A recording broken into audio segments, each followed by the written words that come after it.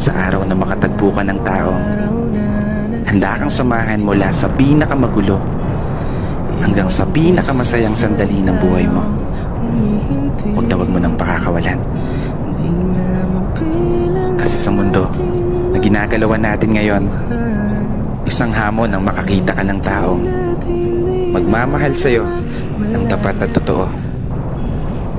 Taong maituturing mong palagi. Oo, palaging mananatiling sa'yo. Palaging uunawa. Palaging magpapahalaga. Taong tatanggapin ka ng buong buo maging sino ka pa. Ano man ang estado mo sa buhay o kulay ng paa. Taong hindi lang nakabase sa kung anong nakikita ng mga mata. Taong bigla na lang magliligalig nang hindi mo alam ang dahilan. Ay, mali pala. Taong makakasama mong mangarap at abutin ito ng sabay. Taong aalalay lalo sa mga panahong tatakot kang tumulay. Takot kang sumugal. Takot kang humakbang.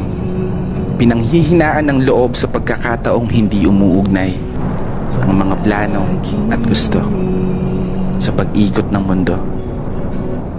Isang palagi napupuno sa mga pagkukulang, kahinaan at kalakasan na tinataglay mo.